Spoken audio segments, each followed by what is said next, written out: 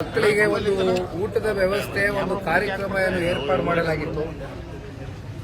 ಆ ಸಂದರ್ಭದಲ್ಲಿ ಊಟದಲ್ಲಿ ಒಂದು ಸ್ವಲ್ಪ ಬಹುಶಃ ಏರುಪೇರು ಆಗಿದೆ ಅಂತಕ್ಕಂಥದ್ದು ಈಗ ಕಳೆದ ಒಂದು 3-4 ದಿನಗಳ ಹಿಂದೆ ಹತ್ತತ್ರ 45 ಜನ ವಿದ್ಯಾರ್ಥಿಗಳು ಇವತ್ತು ಏನು ಆಸ್ಪತ್ರೆಗೆ ದಾಖಲಾಗಿ ಚಿಕಿತ್ಸೆಯನ್ನು ಪಡೆದುಕೊಳ್ತಾ ಇದ್ದಾರೆ. ಅದರಲ್ಲಿ ಒಂದು 22 ಜನ ಮಕ್ಕಳು ಬಹುಶಃ 10ನೇ ಕ್ಲಾಸು ಓದ್ತಾ ಇರ್ತಕ್ಕಂಥ ವಿದ್ಯಾರ್ಥಿಗಳು, ಇನ್ನ ಮಿಕ್ಕದಂತೆ 7ನೇ ಕ್ಲಾಸು 6ನೇ ಕ್ಲಾಸು ಈ ರೀತಿ ಮಕ್ಕಳುಗಳು ಇವತ್ತೇನು ಬಂದು ದಾಖಲಾಗಿದ್ದಾರೆ. ಆದರೆ ಒಬ್ಬ ಹುಡುಗ ಈಗಾಗಲೇ ಬರಬೇಕಾದ್ರೆ ಬಹುಶಃ ಅಲ್ಲೇ ಡಾಕ್ಟರ್ ಹೇಳ್ದಂಗೆ ಆ ಸ್ಥಳದಲ್ಲೇ ಪ್ರಾಣವನ್ನು ಬಿಟ್ಟಿರ್ತಕ್ಕಂಥದ್ದು ಒಬ್ಬ ಹುಡುಗ. ಜೊತೆಲಿ ಇಲ್ಲಿ ಇನ್ನೊಬ್ಬ ಹುಡುಗ ಬಂದಾಗ ಆಲ್ಮೋಸ್ಟ್ ಸಿಚುವೇಶನ್ ಬಹಳ ಕೆಟ್ಟದಾಗಿತ್ತು ಅಂತಕ್ಕಂಥದ್ದನ್ನ ಡಾಕ್ಟರ್ ಹೇಳ್ತಾ ಇದ್ರು. ಇಬ್ಬರನ್ನ ಉಳಿಸ್ಕೊಳ್ಳಿಕ್ಕಾಗಲಿಲ್ಲ. ಇನ್ನು ಮಿಕ್ಕದವರು ಎಲ್ಲರೂ ಕೂಡ ಆರೋಗ್ಯದಲ್ಲಿ ಚೇತರಿಕೆ ಕಂಡಿರ್ತಕ್ಕಂಥದ್ದನ್ನ ಈಗ ತಾನೇ ನಾನೇ ಎಲ್ಲ ಅವರ ಪೋಷಕರನ್ನು ಭೇಟಿ ಮಾಡಿದ್ದೇನೆ, ವಿದ್ಯಾರ್ಥಿಗಳನ್ನು ಭೇಟಿ ಮಾಡಿ ಅವರ ಮಾತನಾಡಿಸಿದ್ದೇನೆ. ಬಹುಶಃ ಇನ್ನು ಕೆಲವು ದಿನಗಳಲ್ಲಿ ಡಿಸ್ಚಾರ್ಜ್ ಆಗ್ತಾರೆ. ಬಹಳ ಅತ್ಯಂತ ದುರದೃಷ್ಟಕರ ಅಷ್ಟಂತೂ ಹೇಳ್ಬೋದು. Very unfortunate. ಏನಾಗಿತ್ತು ಏನಾದ್ರು ಹೇಳಿದ್ರೆ sir? Basically it is food poisoning sir. ಯಾವ ರೀತಿ ಆಯಿತು ಫುಡ್ ಪಾಯ್ಸನಿಂಗ್ ಅಂತಕ್ಕಂಥದ್ದು ಗೊತ್ತಿಲ್ಲ. ಯಾವ ರೀತಿ ಒಂದು ಪ್ರಿಪ್ರೇಷನ್ ಮಾಡಿದ್ರು, ಊಟದಲ್ಲಿ ಏನಾದರೂ ವ್ಯತ್ಯಾಸ ಆಗಿತ್ತಾ?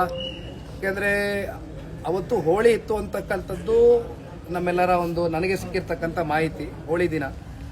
ಹಾಗಾಗಿ ಗೊತ್ತಿಲ್ಲ ಏನು ಫುಡ್ನಲ್ಲಿ ಏನು ಒಂದು ಸ್ವಲ್ಪ ಏರುಪೇರು ಆಯಿತು ಅಂತಕ್ಕಂಥದ್ದು ನನಗಷ್ಟು ಇನ್ ಡೆಪ್ತ್ ಮಾಹಿತಿ ಇಲ್ಲ. ಬಟ್ ಖಂಡಿತವಾಗ್ಲೂ definitely it's A food poisoning. ಹಾಗಾಗಿ ತುಂಬ ಜನ ಡೈರಿ ಆಗಿರೋ ಅಂಥದ್ದಿರ್ಬೋದು, ವಾಮಿಟ್ ಆಗಿರೋ ಅಂಥದ್ದಿರ್ಬೋದು, ಇವೆಲ್ಲವೂ ಸ್ವಾಭಾವಿಕವಾಗಿ ಆಗಿದೆ. ಹಾಗಾಗಿ ಇಲ್ಲಿಗೆ ಬನ್ನಿ. ಲ್ಯಾಬ್ ರಿಪೋರ್ಟ್ ಇನ್ನೂ ಬಂದಿಲ್ಲ, ಕೇಳಿದ್ದೀನಿ. ಎಲ್ಲ ಸಮಗ್ರ ಮಾಹಿತಿಯನ್ನು ಕಲೆ ಹಾಕಿ ಕೊಡ್ತೇವೆ ಅಂತ ಹೇಳಿ. ದ್ವೇಷ ರಾಜಕಾರಣ ಅಂತೇಳಿ ದ್ವೇಷ ರಾಜಕಾರಣ ಅಂತಕ್ಕಂಥದ್ದಕ್ಕೆ ಭದ್ರವಾದ ಒಂದು ಬುನಾದಿಯನ್ನು ಹಾಕಿರ್ತಕ್ಕಂಥದ್ದು ಕಾಂಗ್ರೆಸ್ನ ಸರ್ಕಾರ. ಹಲವಾರು ದಶಕಗಳಿಂದ ಸ್ವಾತಂತ್ರ್ಯ ಬಂದ ಮೇಲಿಂದ ಹಲವಾರು ಸರ್ಕಾರಗಳು, ಪಕ್ಷಗಳು, ಹಲವಾರು ನಾಯಕರುಗಳು ಉತ್ತಮವಾದಂಥ ಒಂದು ಆಡಳಿತವನ್ನು ನಮ್ಮ ರಾಜ್ಯಕ್ಕೆ ಕೊಟ್ಟಿದ್ದಾರೆ. ಆದರೆ ಇಲ್ಲಿವರೆಗೂ ಕರ್ನಾಟಕದಲ್ಲಿ ದ್ವೇಷದ ರಾಜಕಾರಣಕ್ಕೆ ಯಾರೂ ಕೂಡ ಸೊಪ್ಪಾಕಿರಲಿಲ್ಲ. ಆದರೆ ಯಾವಾಗ ಕಾಂಗ್ರೆಸ್ಸು ಕಳೆದ ಒಂದು 2 ವರ್ಷದಿಂದ ಈ ರಾಜ್ಯದಲ್ಲಿ ಆಡಳಿತಕ್ಕೆ ಬಂದಿದೆ, ಆಗಿನಿಂದನೂ ಇವತ್ತು SIT ಇರ್ಬೋದು, ಲೋಕಾಯುಕ್ತ ಇರ್ಬೋದು, ಇವರೆಲ್ಲದಕ್ಕೂ ನಾನು ಭಾಳ ಅತ್ಯಂತ ಗೌರವ ಕೊಡ್ತೇನೆ. They are all independent bodies ಇವತ್ತು. ಆದರೆ ವಿಪರ್ಯಾಸ ಪ್ರಭಾವಿಗಳು ಅವರ ಪ್ರಭಾವವನ್ನು ಬೀರ್ತಕ್ಕಂಥ ಒಂದು ಕೆಲಸವನ್ನು ಮಾಡಿ ಇವತ್ತು SIT ಇರ್ಬೋದು, ಲೋಕಾಯುಕ್ತ ಇರ್ಬೋದು, ಒಂದು ಕಪ್ಚುಕ್ಕೆ ತಗೊಂಡು ಬರ್ತಕ್ಕಂಥ ನಿಟ್ಟಿನಲ್ಲಿ ಹಲವಾರು ಘಟನೆಗಳು ಈಗಾಗಲೇ ರಾಜ್ಯದಲ್ಲಿ ಆಗೋಗಿದೆ.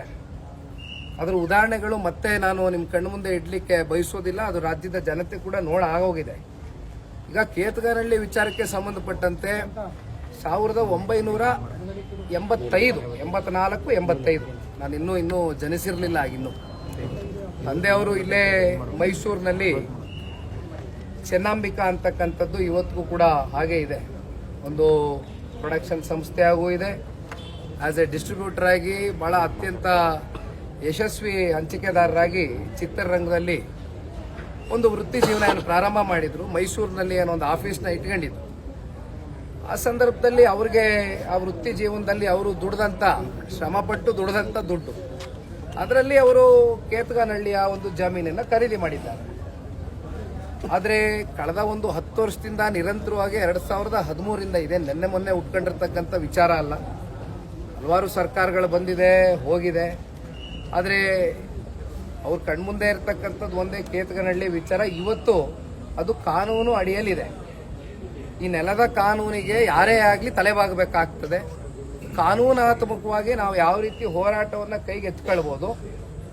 ಕೈಗೆತ್ಕೊಳ್ತೇವೆ. ಅಂತಿಮವಾಗಿ ಕಾನೂನಲ್ಲಿ ಏನು ಬರುತ್ತೆ ಅದಕ್ಕೆ ನಾವು ತಲೆಬಾಗ್ತಕ್ಕಂಥ ಕೆಲಸ ಮಾಡ್ತೀವಿ. ನೋಡಿ ಅಣ್ಣ, ಇಲ್ಲಿ ಕುಮಾರಸ್ವಾಮಿ ಅವರು ಟಾರ್ಗೆಟು ಅಥವಾ ಮತ್ತೊಬ್ರು ಟಾರ್ಗೆಟು ಅಂತಕ್ಕಂಥದ್ದು 2 ವರ್ಷದಿಂದ ನೋಡ್ಕೊ ಬಂದಿದ್ದೀನಿ.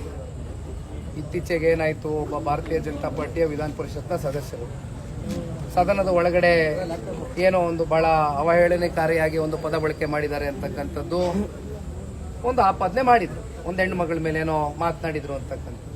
ಅದೇ ಇಲ್ಲಿ ನಮ್ಮ ಶಿವಮೊಗ್ಗದಲ್ಲಿ ಭದ್ರಾವತಿಲಿ ಸಂಗಮೇಶ್ ಅಂತಕ್ಕಂಥ ಶಾಸಕರು, ಕಾಂಗ್ರೆಸ್ನ ಶಾಸಕರು, ಅಲ್ಲೂ ಕೂಡ ಒಂದು ಹೆಣ್ಮಗಳೇ ಅಧಿಕಾರಿ. ಆ ಅಧಿಕಾರಿ ಮೇಲೆ ಯಾವ ರೀತಿ ಶಾಸಕರ ಒಬ್ಬ ಸುಪುತ್ರ ಯಾವ್ಯಾವ ರೀತಿ ಮಾತುಗಳು ಪದಬಳಕೆ ಮಾಡಿದ್ದಾರೆ ಅಂತಕ್ಕಂಥದ್ದು ರಾಜ್ಯದ ಜನತೆಗೆ ನೀವೇ ತೋರಿಸಿದ್ದೀರಿ ಮಾಧ್ಯಮದಲ್ಲಿ. ಆದರೆ ಅದನ್ನೇ ಇವತ್ತು ಪ್ರಶ್ನೆ ಮಾಡ್ಲಿಕ್ಕೆ ಯಾರಿಲ್ಲ. ಪಾಪ ಆ ವಿಧಾನ ಪರಿಷತ್ನ ಏನು MLC ಇದ್ರು ಆ ಸದಸ್ಯರನ್ನ ಬಹುಶಃ ಈ ರಾಜ್ಯದ ಇತಿಹಾಸದಲ್ಲಿ 7-8 ಸ್ಟೇಷನ್ಗಳಿಗೆ ಕರ್ಕೊಂಡೋಗಿರ್ತಕ್ಕಂಥದ್ದು, ಯಾವ ರೀತಿ ಡ್ರಾಮಾ ಕ್ರಿಯೇಟ್ ಮಾಡಿದ್ರು ಅಂತಕ್ಕಂಥದ್ದು ನಾವು ನೋಡಿದ್ದೇವೆ. ನಾವು ಕಣ್ಮುಂದೆ ಯಾವ ರೀತಿ ಸರ್ಕಾರ ನಡೀತಾ ಇದೆ ಅಂತಕ್ಕಂಥದ್ದು. ಹಾಗಾಗಿ ದ್ವೇಷದ ರಾಜಕಾರಣ ಅಂತಕ್ಕಂಥದ್ದು ಎಂದೂ ಕೂಡ ಜನತಾದಳ ಪಕ್ಷ ಇದಕ್ಕೆ ಸೊಪ್ಪಾಗ್ತಂಥವ್ರಲ್ಲ. ಮುಂದೇನು ನಮಗೆ ಜನ ಅಧಿಕಾರ ಮುಂದೊಂದು ದಿನ ಕೊಟ್ಟಂತ ಸಂದರ್ಭದಲ್ಲೂ ನಾವು ದ್ವೇಷದ ರಾಜಕಾರಣದ ಮೂಲಕ ಯಾವತ್ತೂ ಕೂಡ ರಾಜಕಾರಣ ಮಾಡ್ಕೊಂಡ್ ಬಂದಿಲ್ಲ, ಮುಂದೇನು ಮಾಡೋದಿಲ್ಲ.